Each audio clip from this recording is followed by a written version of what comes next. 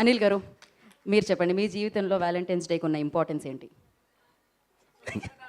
నేను చెప్పలా, కిందే చెప్పలా, అదే చెప్పారు, అదే క్వశ్చనా సేమ్? మళ్ళీ అడగండి క్వశ్చన్. రివర్స్లో అడుగుతా, వ్యాలంటైన్స్ డేకి మీ జీవితంలో ఉన్న ఇంపార్టెన్స్ ఏంటి? ఇంకా ఎన్నాళ్ళు ఇలా ప్రీ రిలీజ్ ఈవెంట్ చేసుకుంటూ ఇలా ఉండిపోతావు గీత? కమాన్, నీకోసం సిల్వర్ స్క్రీన్ ఎదురు చూస్తుంది. కమ్, ఒక అద్భుతమైన పాత్ర చేయాల్సిన టైం ఆసన్నమైంది.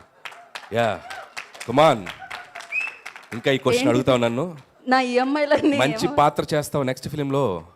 నెక్స్ట్ సంక్రాంతికి కనబడవా పెద్ద స్క్రీన్ మీద? ఏం క్వశ్చన్లు అడుగుతున్నావు నన్ను? కమాన్. అంటే ఇవాళ నాకు 5వ ఈవెంట్, అందుకనే అర్థం కావట్లేదు.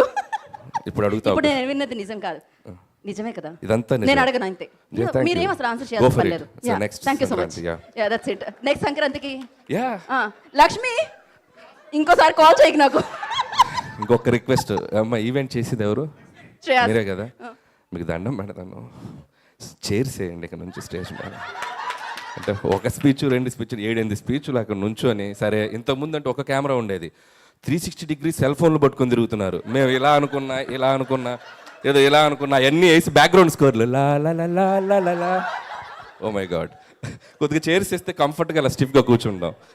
Thank you so much. మీరు 7-8 స్పీచ్లు మాత్రమే చెప్పారు, మొత్తం 10. 3 ధీరజ్ గారు ఉన్నాయి కదా.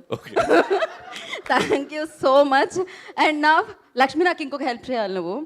శ్రీ విష్ణు గారు వచ్చిన ఈవెంట్స్ అన్నిటికీ ఎవరైనా మాట్లాడుతున్నప్పుడు శ్రీ విష్ణు గారి మీద మాత్రమే ఒక కెమెరా పెట్టాలి, ఎందుకంటే ఆయన ఎక్స్ప్రెషన్స్ ఉంటాయి. అది ఇంకొక సినిమా అది.